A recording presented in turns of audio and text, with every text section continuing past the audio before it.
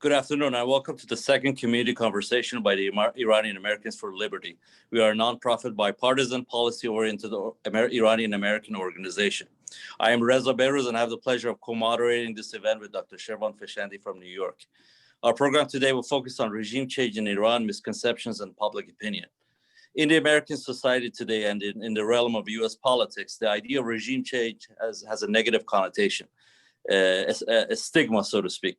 Certainly, some of this notion stems from the ideology of anti-colonialism and anti-imperialism, both of which are fundamentally part of the leftist set of beliefs.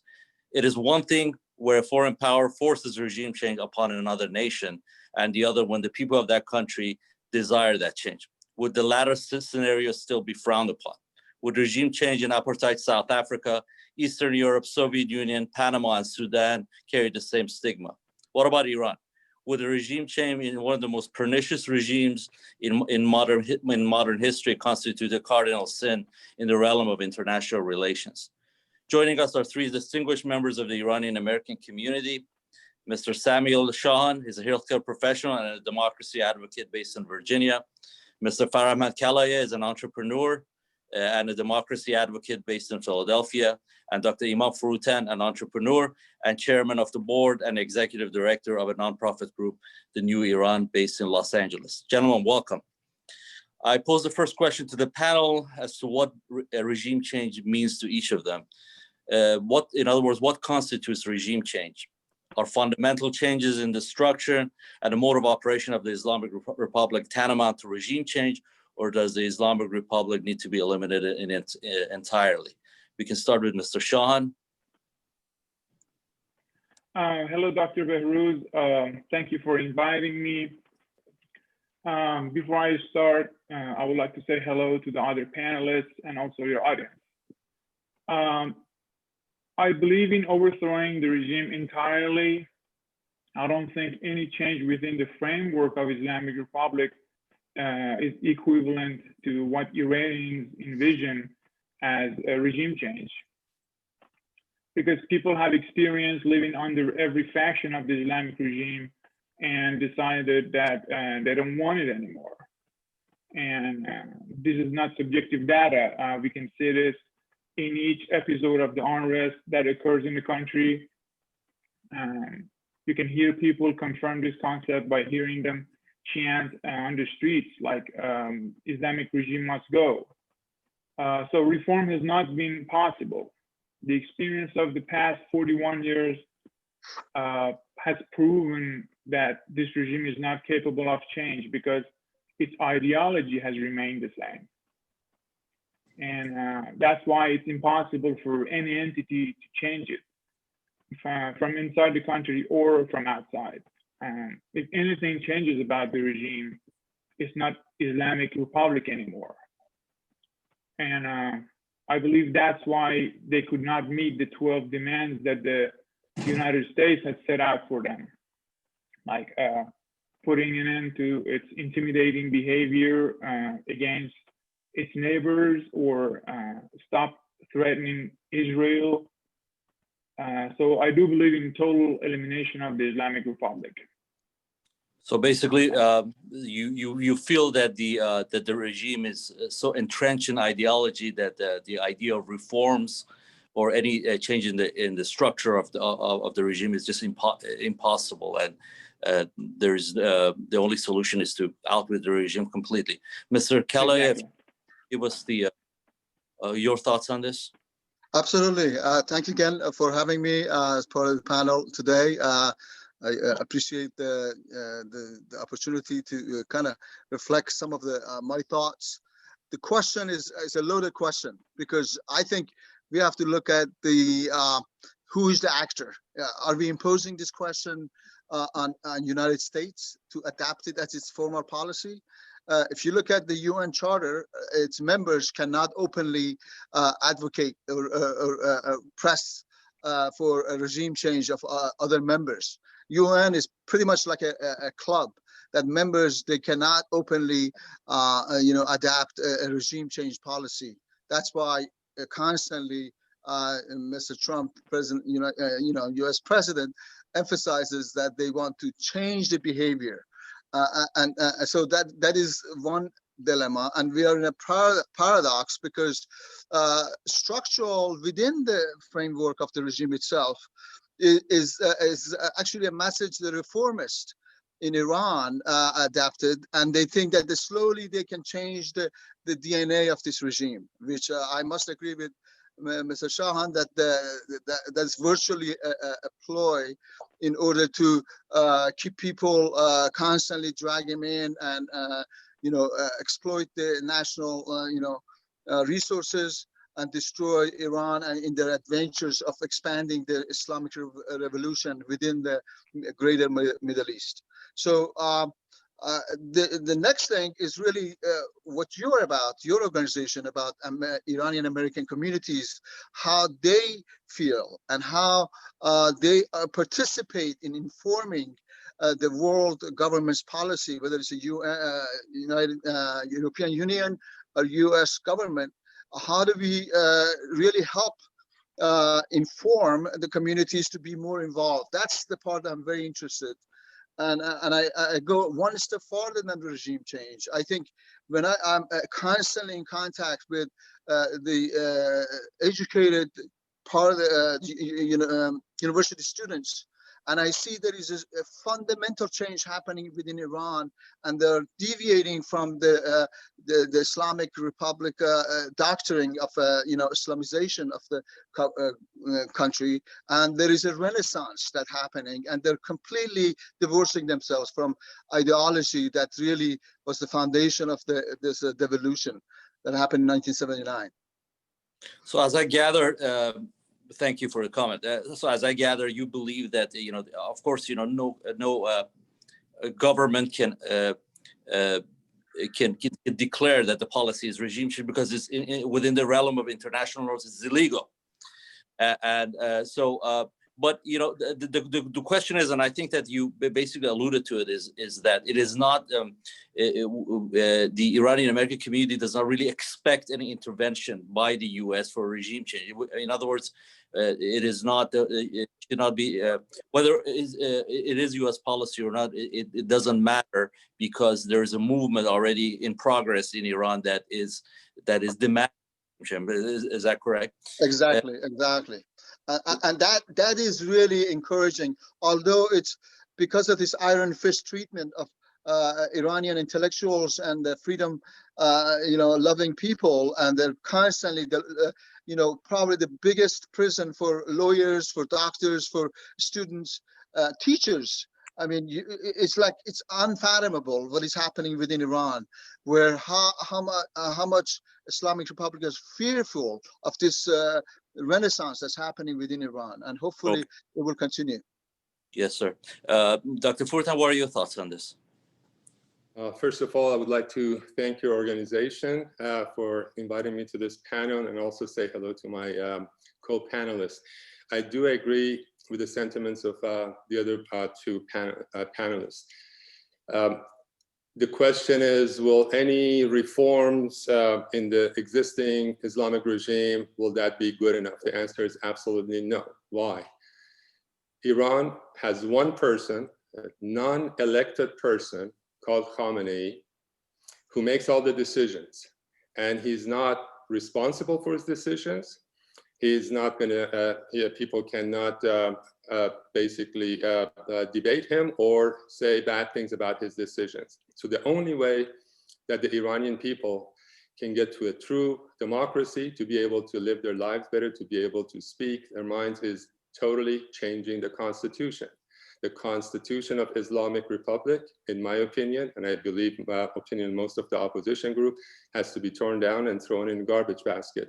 We have to start anew. We have to have a new constitution where the people who run the country must be elected by the people and must be accountable to the people.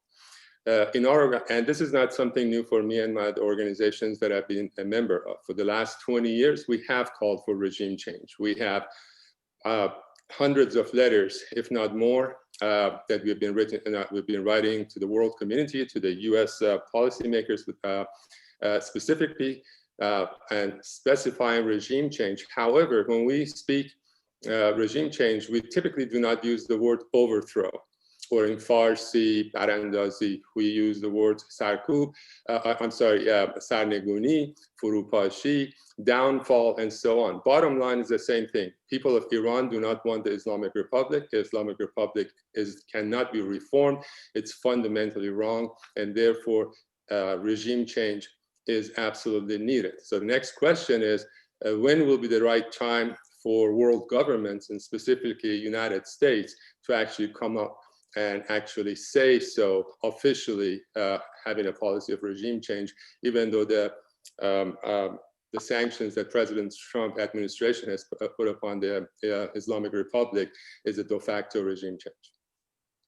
Thank you. So what I gathered from your statement is that what they try to sell, what the Islamic Republic tried to sell as reforms, or the reformers trying to sell this ideal to Iranians and within Iran, around the world, it happens within the framework of a charade that is called elections to give a semblance of a republic to this totalitarian regime. But the central dogma, which is Khamenei's authoritarian rule, is what keeps this regime going, and that needs to change.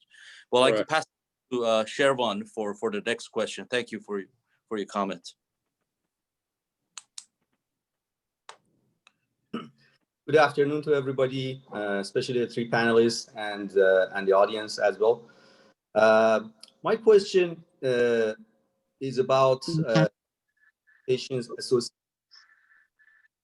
At least ever since early 2000, the U.S. invasion of Iraq,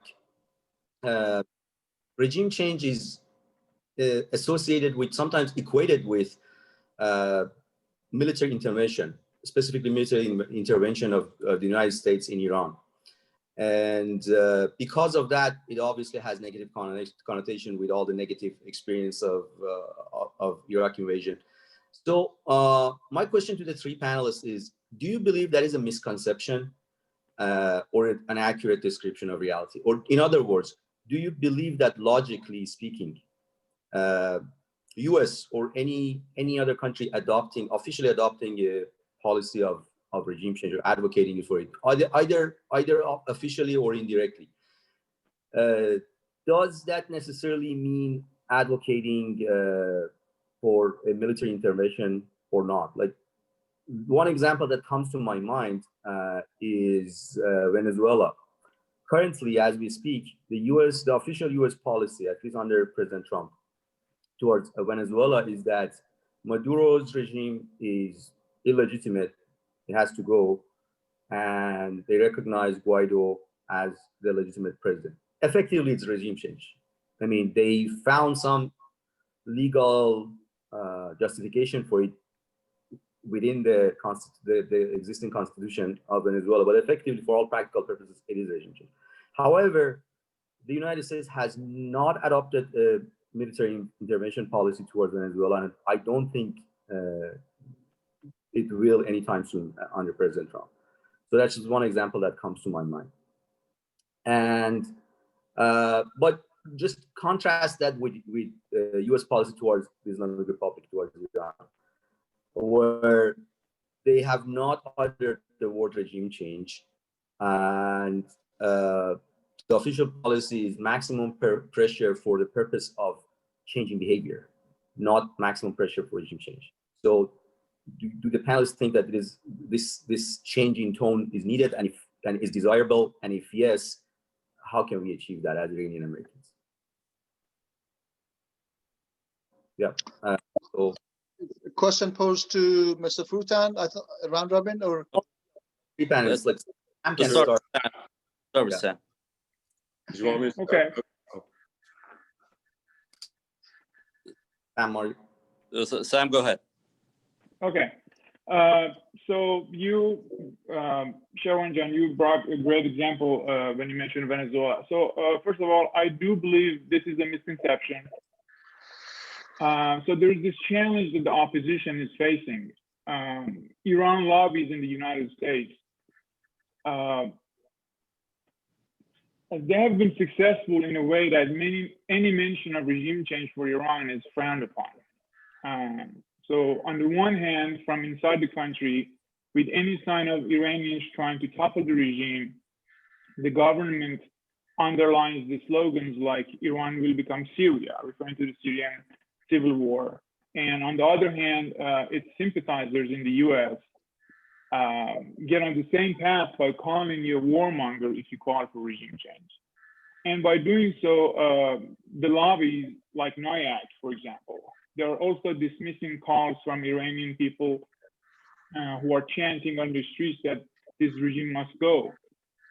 People call for regime change because they want to better their lives, but instead of seeing these demonstrations as an ongoing process, these lobbies want to close the case after every single episode of unrest. They're like, see, people demonstrated, regime murdered, regime change not possible, case closed. But in reality, we are aware that any change and revolution in a society requires this grassroots movement. And if a government uses violence to silence its people, the government needs to be condemned. And to begin with, if these lobbies truly had the interests of the Iranian people at heart, they would use their power to pressure the Iranian regime, but that never happened. As far as the US policy goes, like you mentioned, United States stopped acknowledging Maduro as Venezuela's president last year, and instead recognized the leader of the opposition as the interim president. And putting that into perspective, also earlier this year, the administration issued a democratic transition framework, I think it was, which is backed by a Venezuelan opposition. If we could have an entity like that, we Iranians, if we could have an entity like that representing the opposition, maybe we could benefit from it. I think it was, to give you another example, I think it was like 2 days ago, that $40 million worth of Iranian oil was seized by the US, and I think it's been given to the victims of terrorism. We could have, the opposition could have alternative recipients of such funds that would benefit regime change. So again, back to your question, I don't think helping a country to change the regime necessarily means military intervention. I think it's a misconception. Okay. So, Farahmand, would you like to on my question and Sam's response? Absolutely.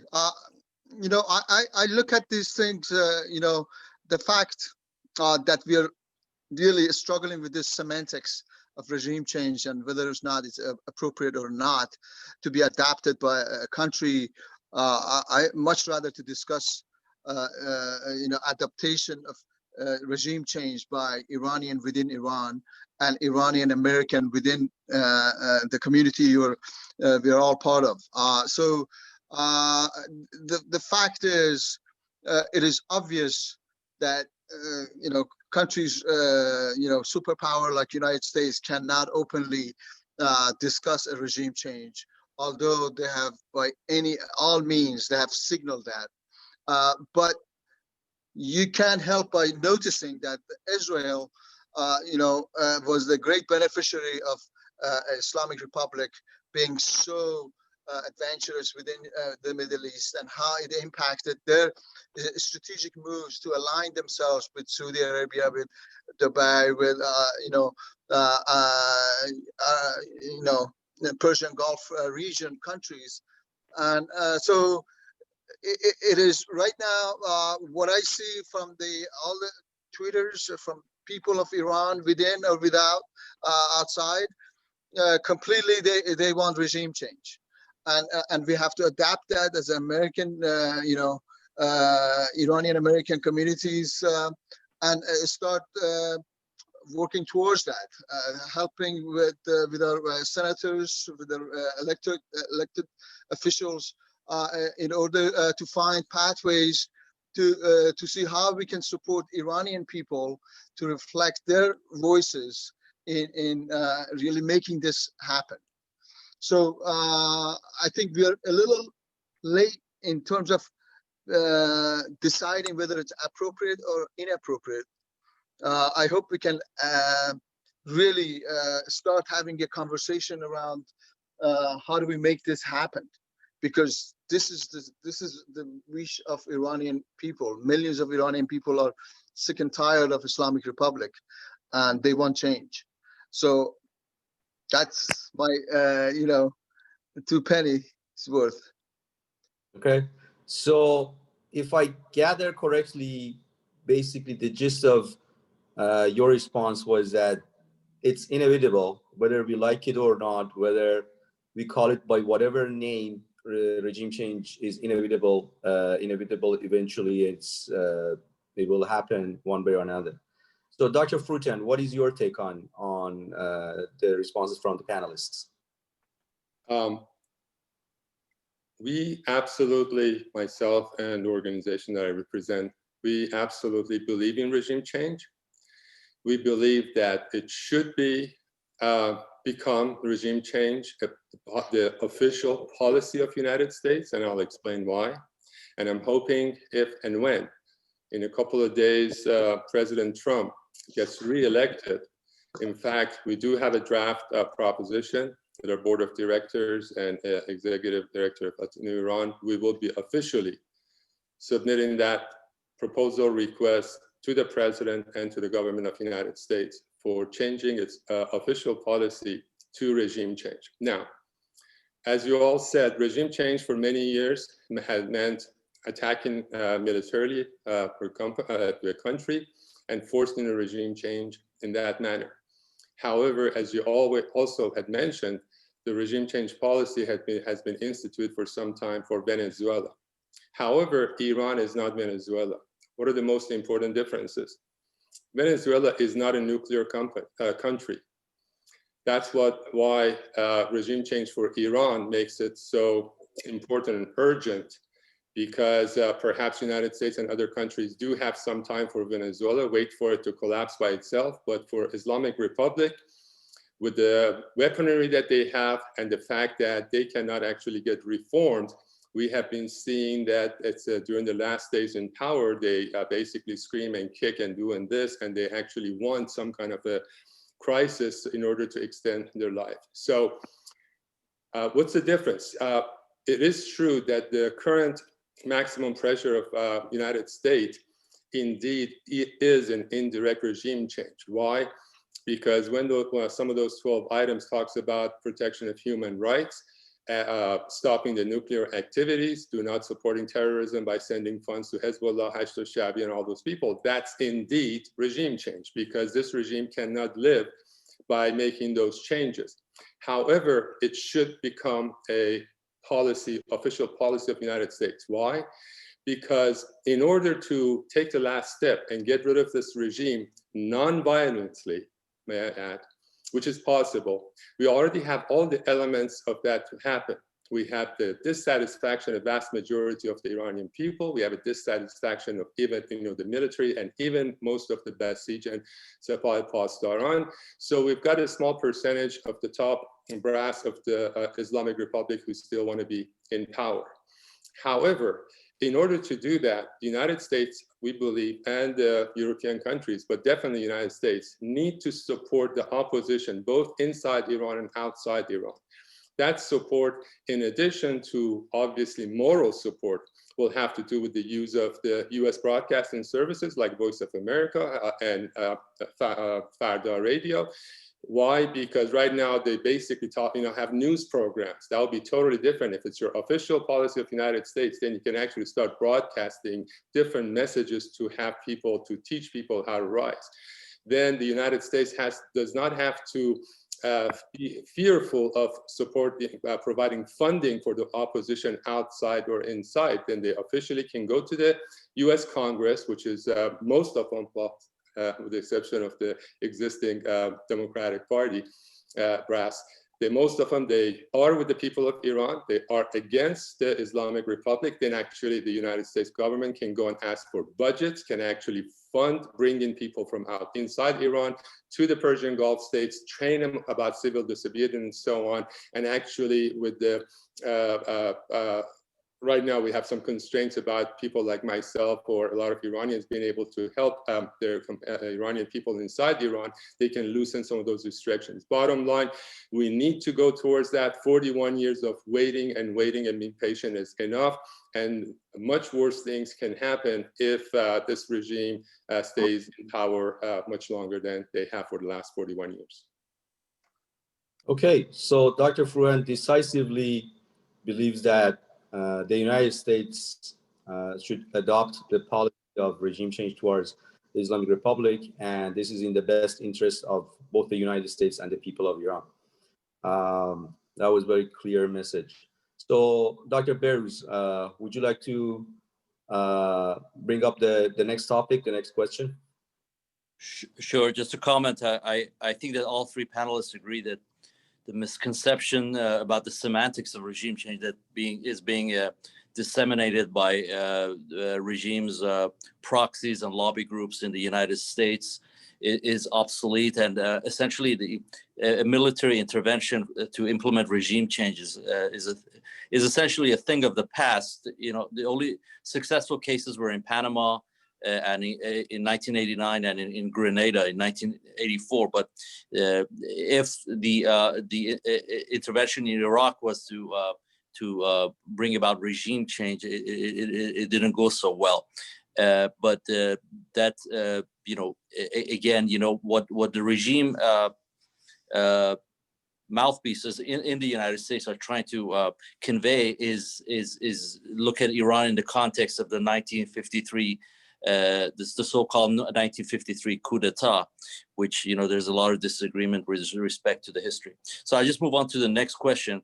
In the past 3 or 4 years, you probably noticed there's been a mass exodus of Iranians, especially Iranian Americans, this phenomenon is visible on social media, that they have basically moved on from the idea of reforms and their allegiance to the reformist camp of the Islamic Republic to resolute opposition to the regime in its entirety. Why do you think that happened? And do you think that this was due to a shift in U.S. policy, going from a so-called policy of appeasement to a policy of maximum pressure, or was it just because of failure of that reforms failed to materialize in the Islamic Republic, or a combination of the two? Let's start with Sam.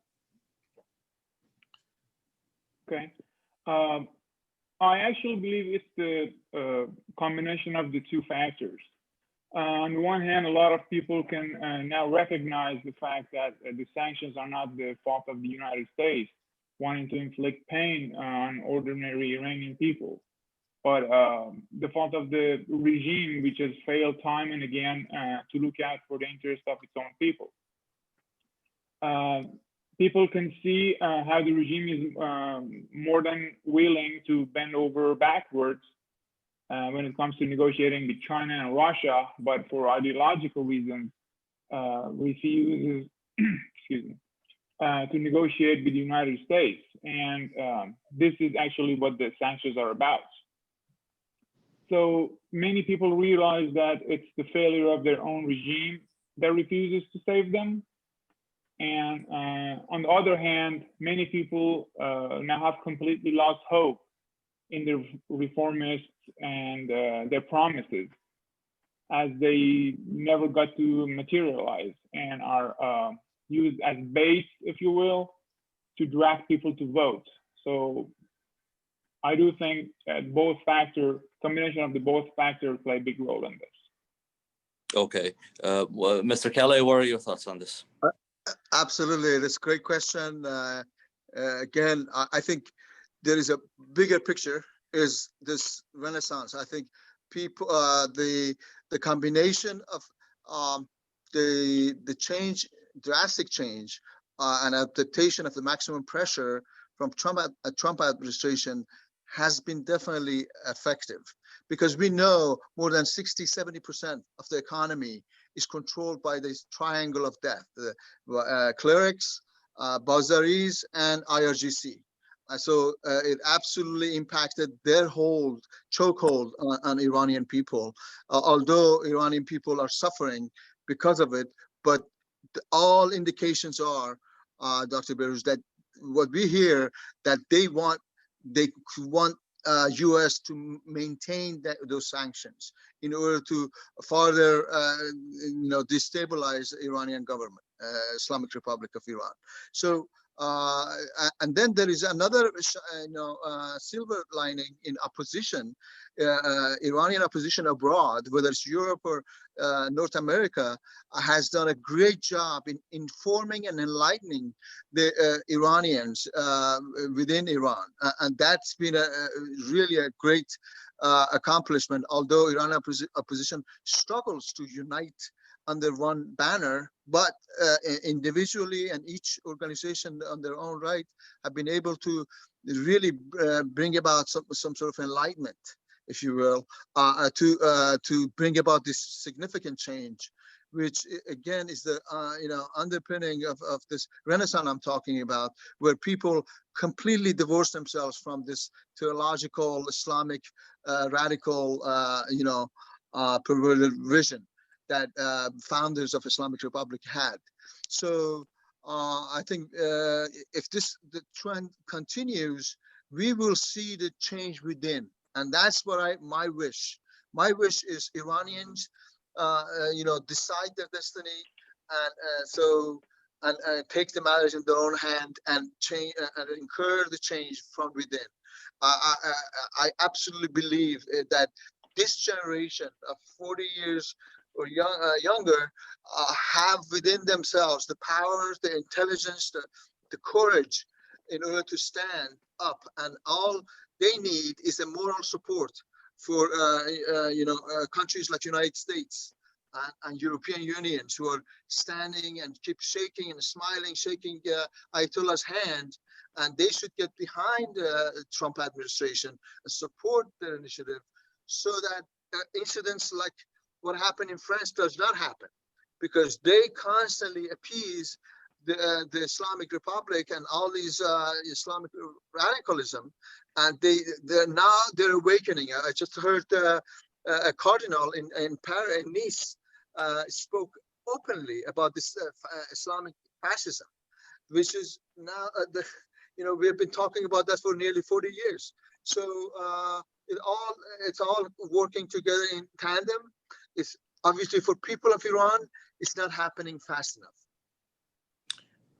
Thank you. Dr. Foroutan, what do you think about this talk? Absolutely. So the question is, we see a lot of reformists are becoming a hard opposition group and wanting to change of regime. Why is that? I think, as you mentioned, it's probably a combination of a few things. One has to do with the fact that if there were any true reformists inside Iran or outside, they have realized that this regime finally, they have reached a conclusion that many of us, like myself, and I'm sure so many of you reached this conclusion decades ago. They finally have come to this conclusion, okay, this regime cannot be reformed. Now, is it because of the weakness of the regime due to the sanctions and the regime of President Trump? Perhaps. It's probably a combination of two. I also believe that there's a third element here, and this is the opportunism of some individuals, some groups. Now that they see the regime is going down, now they change their tune from being a reformist to an opposition. So in the very near future, when the Islamic regime is down, they're going to say, well, we finally got it and we were opposition. That's fine. People have the right to change their mind. Obviously, the sooner the better, but we appreciate everybody who has joined. In fact, just recently, a group of 20 or 30 leftist Iranian individuals, you may have seen, they came up with a letter.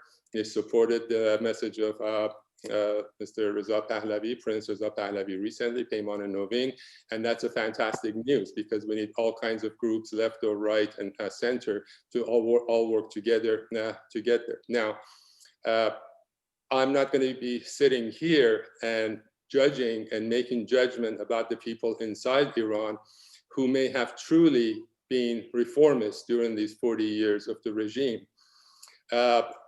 Who knows if President Khatami, many years ago when he started stuff, where it would have gone. The heroes of the reformists were Karoubi and Mousavi. Look what happened to them. Nobody has seen them in many years. They're under house arrest and so on. Bottom line, reform is not going to work. Reformists are becoming opposition, and I basically ask every other reformist inside and out, they need to come against the regime. Their days are numbered. And we can all see that. The question is the timing, and the more forces that work together, the sooner this will happen. And of course, less violence and less bloodshed. Okay. I would like to pose the next question. Basically, we constantly hear this narrative, mostly from regime pseudo lobbies in the West and apologists, that the West, the free world, the international community, even the United States must keep the Islamic Republic in power at all costs, despite all its flaws, which are kind of obvious and undeniable. Yet the international community must keep the regime in power. Why? Because if the regime falls, then chaos follows, and it would be a disaster for the Iranian people, for the region, for the Middle East region, for the stability of the Middle East region, etc., etc. And they constantly, basically the gist of the argument in simple terms is, look at Syria, look at Libya, chaos followed, and there is no alternative to this regime. So my question to the panelists is, how valid is this argument? And also, if the regime collapses or is overthrown under the international and domestic pressure, what system do you think would follow? And what structure do you believe that will replace it, basically? Okay, Sam, you would like to go first? Sure. First of all, I don't think that is a valid statement at all. If that were the case, people would live under dictators forever and not try to change anything. This view is actually propagated by the regime itself and its apologists, so people would stop trying.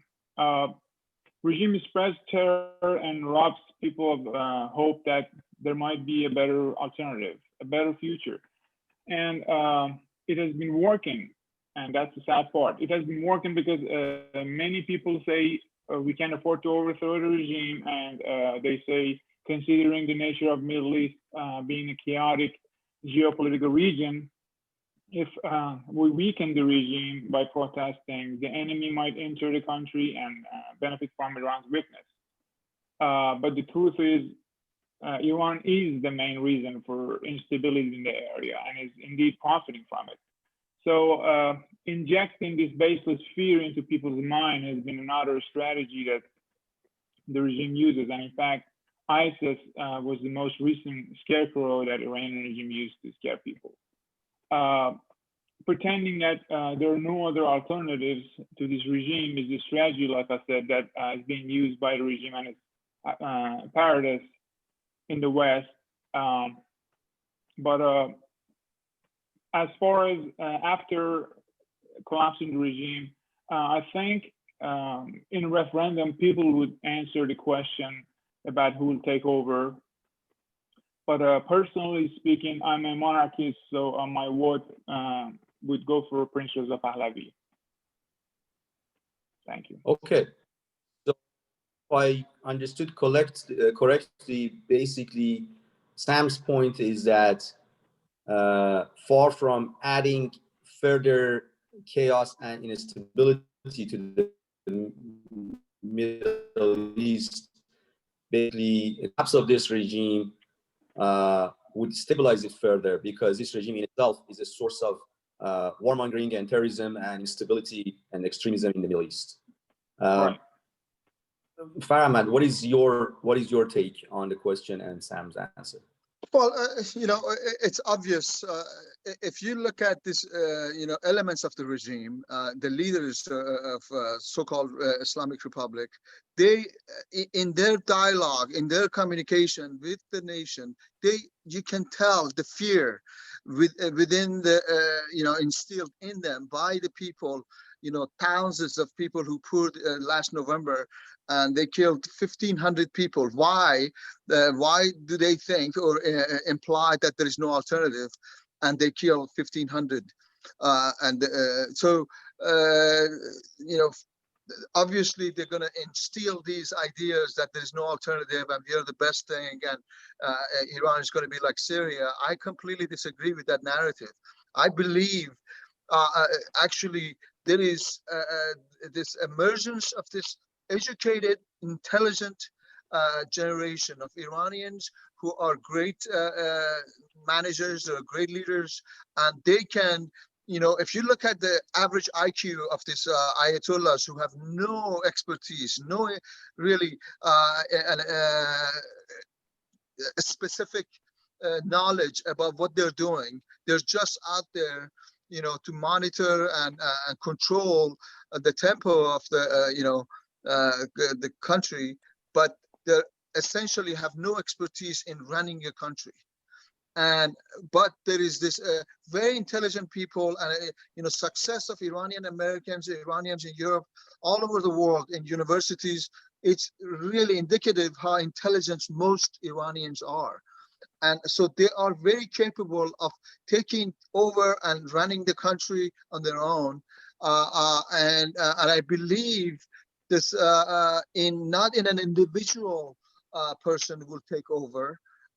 Even Prince Reza Pahlavi believes in system thinking, and I think that will be the new version of a system that will be replacing Ayatollahs. We're going to go from a very 7th century cleric rule autocracy into a very modern system where a republic, a true republic, where it will reflect the values of Iranian nation of 2,500 years. Iran been a cornerstone. Cyrus the Great, the beginning of the human rights were established by Iran, and we contribute greatly with this development of even the Western civilization. So we have within our DNA ability to run the country, and the alternative, if we want, I'm not here to predict what system, but I think we're going to come up with a fantastic combination of our history, what is important to Iran to keep backbone of our identity and a national pride. And indicative of that could be Reza Pahlavi, or and then the parliament and a secular system where all rights are respected, minorities, LGBT, women rights, and all that. So we have that. That is just like ready to be explored, and I think we're ready for it. Right. So basically, you believe that once this regime collapses and is gone, the new generation of educated Iranians, both inside and maybe outside Iran, the ones who choose to return to their home country, they are well qualified to run their country, run Iran. Exactly. I mean, right now, right here, Dr. Foroutan just indicated about the first 100 days of transition to democracy and law and order. I mean, we have individuals and NGOs and groups who have fantastic plans for the future of Iran, and we can transition. But we need the moral support of the Western world. We need, especially European Union, just must stop catering and appeasing Islamic Republic, and bring about, help Iranian nation to bring about this change. The moral support of the international community, especially the West and European Union, you believe would minimize? Is the key for this because it's going to change the face of the Middle East. When Iran change, I think Iraq will learn from it, and Afghanistan will learn from it, and the whole region starts moving towards a more secure and peaceful, sustainable, peaceful region. Great, Dr. Foroutan, what is your take for the first 100 days? What is your take? Thank you for this important question. I believe your question has merit and in fact is a reason for concern. I believe there needs to be an alternative to the Islamic Republic. And even though the majority of Iran-loving people, at least outside Iran, but I assume also inside Iran, regard Prince Reza Pahlavi as the person who can be and is the catalyst to pass the Islamic Republic, we all agree that the future type of government of Iran, whether it's a parliamentary monarchy or republic, has to be determined by the Iranian people. So the key is what will happen from the day after the collapse of the regime in whatever form, whether it's a coup from inside, whether it's the rising of the people, what will happen the day after until people decide what type of a constitution they want to have, and after that have actually elections, whether for the prime minister or the president of the new Iran. This is in fact something that at least myself and our organization have been working on for the last 20 years. We actually have many documents we have worked on. 15 years ago, we worked on a program for the first 6 months after the regime had changed. Last couple of years, we've been working on a first 100 days project, and I personally believe, talking to the people inside Iran almost continuously every day, is that they are also very concerned. Now, whether it's the threats of the Islamic Republic, making people fearful of what may happen, separation of some states inside Iran, or civil war and all that stuff, nonetheless, people say, Dr. Foroutan, what will happen the day after? I'm ready to go on the street. I'm ready to be tortured, be taken to jail, or even die. But what's going to happen the day after to my children? And if I do that. So it is important. And we believe that as soon as possible, the Iranian opposition outside Iran, not inside, because inside people, whoever is the opposition leader, they'll be found, they'll be tortured, and will be killed. We have seen a lot of people like that, including Mr. Bakhtiari, whose son was killed 2 years ago, and now he's nowhere to be found, and many others. The opposition outside have to come together around some minimal common denominators, forgetting about what's going to happen after the regime changes, forgetting about whether it's going to be a capitalist system or a more socialist system or parliamentary monarchy and stuff. Right now, what can we do for the first 100 days or even longer? Remember, after the regime change, we need security inside Iran. In order for the security to right now say, we're the people, the security forces have to talk to somebody. They have to say, we, the security people, will listen to that group or that person. That group, yet outside Iran, does not exist. So we need to have that. And one person by himself, even as Mr. Prince Reza Pahlavi, I believe he needs a structure, he needs an infrastructure ready to go with people like this panel or others inside and outside to make this actually a working plan rather than discussing and basically giving hope. So we need to have to come up with that alternative. That's when that alternative can go to the world and say, here's the alternative. This is our vision of a democratic Iran. This is what we need. We don't need arms, we don't need fights, we don't need war, but this is what we need. Logistics, moral support, TV transmission, free internet, and whatever. The people of Iran will certainly take care of that. One more thing.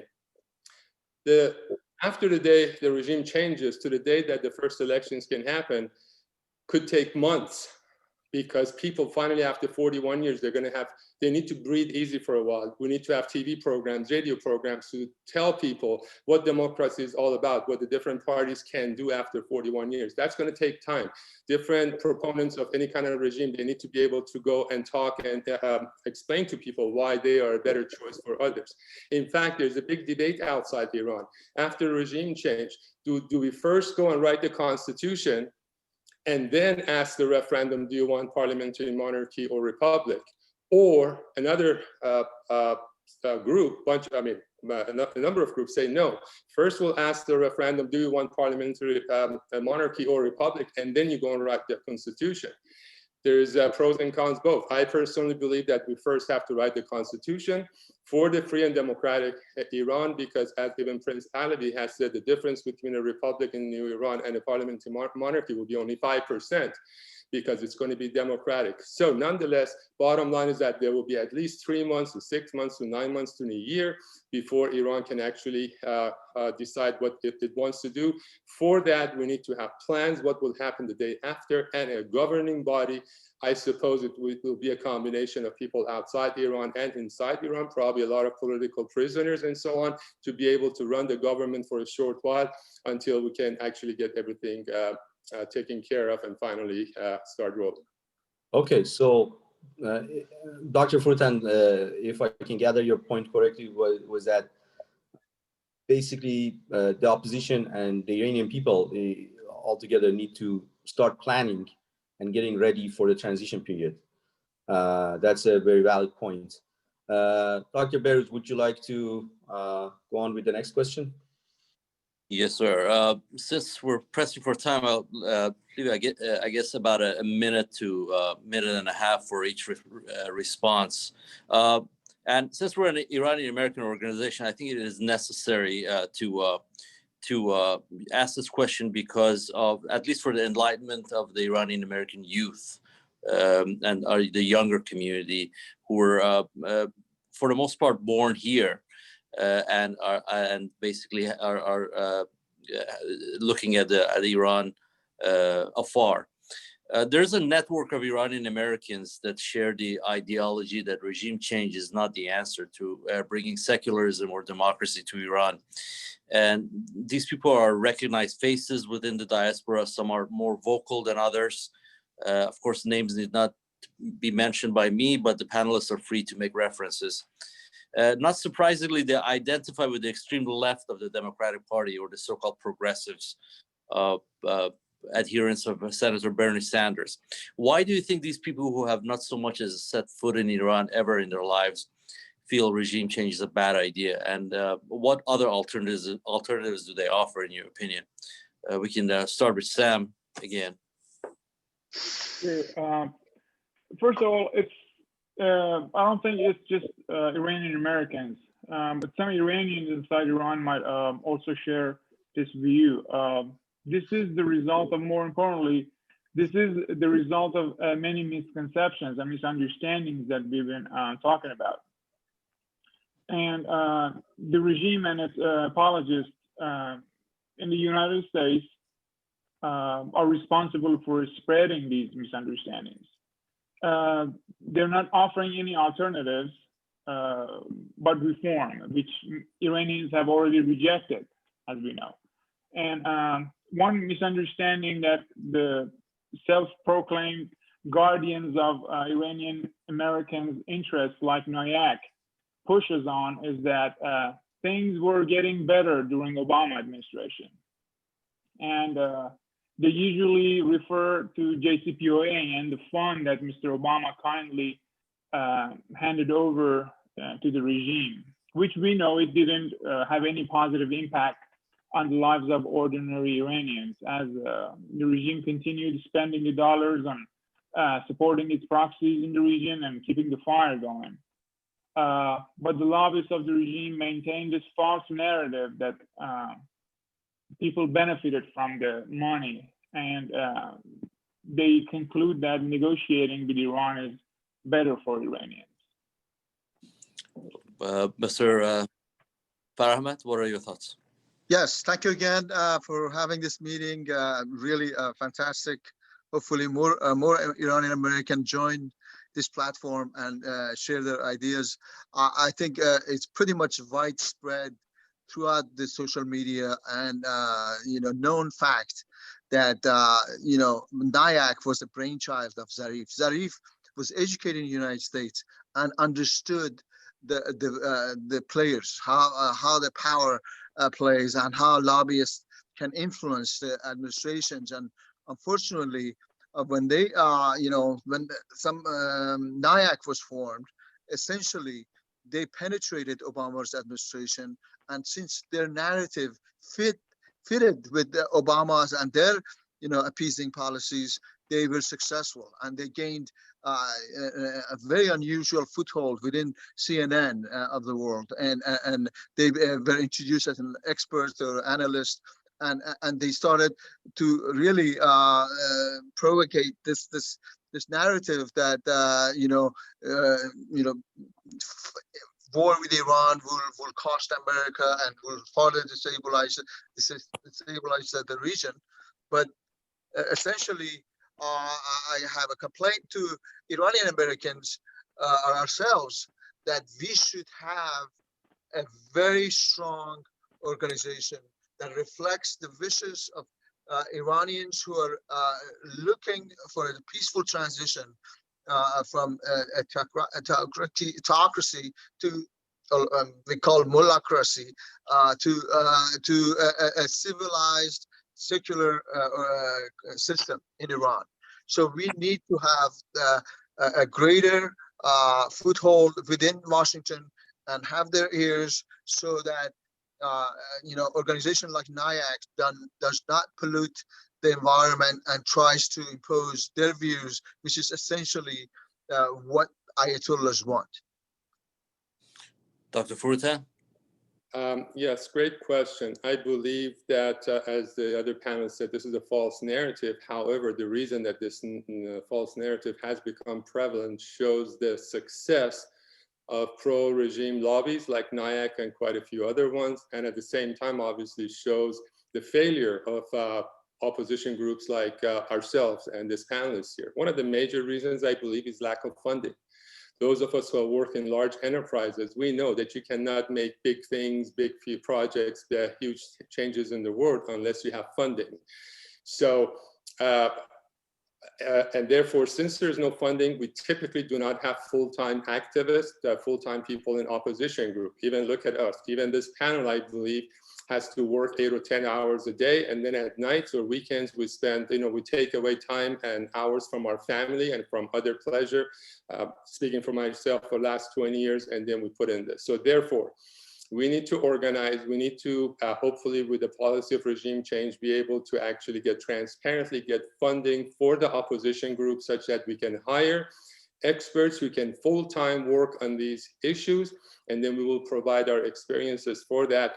And I believe once we do that, then we can very quickly bring the young Iranian Americans, for example, who have been fooled by this propaganda by Trita Parsi, Jamal Abadi, or everybody else, Mortazavi, Negar Mortazavi, all these other people, that who knows where the funding comes from. Eventually, we'll all find out where all the funding came from. But it's at that time, and people are finding out more. And as soon as we get funding and more organized, we can certainly propagate the true concerns of the Iranian people, and that we can have regime change without violence by the rising of the Iranian people and the support of the international community. Thank you, and I completely agree. Well, we have, I think, about a minute and a half left. If there are any final statements that you would like, or any message that you would like to convey, any of the panelists or Dr. Fashandi, before we conclude this session.